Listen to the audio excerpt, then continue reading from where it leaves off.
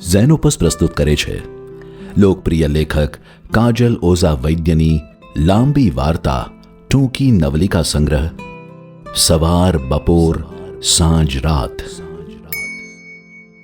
સમય અને સંજોગો પ્રમાણે નવો રંગ અને આકાર પામતા માનવીય સંવેદનો અને સંબંધો ક્યારેક જટિલ લાગે તો ક્યારેક સરળ.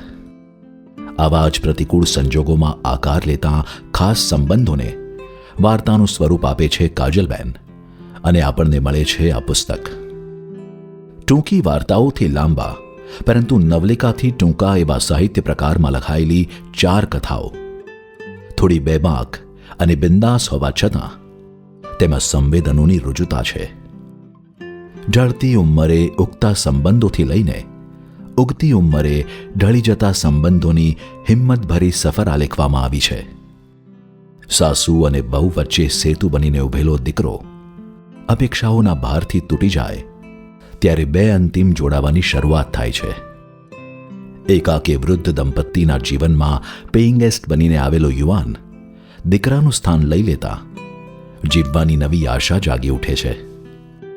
પોતાના જીવનસાથી ગુમાવી ચૂકેલા 2 જણ વચ્ચે રચાયેલું મૈત્રીનું સમીકરણ સમાજને સ્વીકાર્ય ના હોવા છતાં પોતાની કેડી કંડારે છે.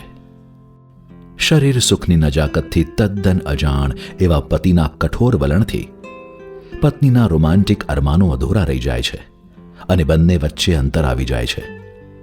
પરંતુ બંનેના જીવનમાં આવેલા આગંતુકો તેમને શારીરિક સંબંધની સાચી પરિભાષા સમજાવી સુખદ લગ્ન જીવન તરફ દોરી જાય છે. આ કથાઓમાં સવારની તાજગી છે, બપોરનો ધોમધખતો તાપ છે, સાંજના રંગો છે અને રાતની શીતળતા છે. કોમ્પ્લેક્સ છતાં કોમળ, ડિફિકલ્ટ છતાં ડીપ, પ્રોબ્લેમેટિક છતાં પ્યોર એવા માનવ મનનો ચિતાર આપતી આ કથાઓ બદલાતી જીવનશૈલીની માનવીય સંબંધો પર થતી અસરોને આબાદ ઝીલે છે.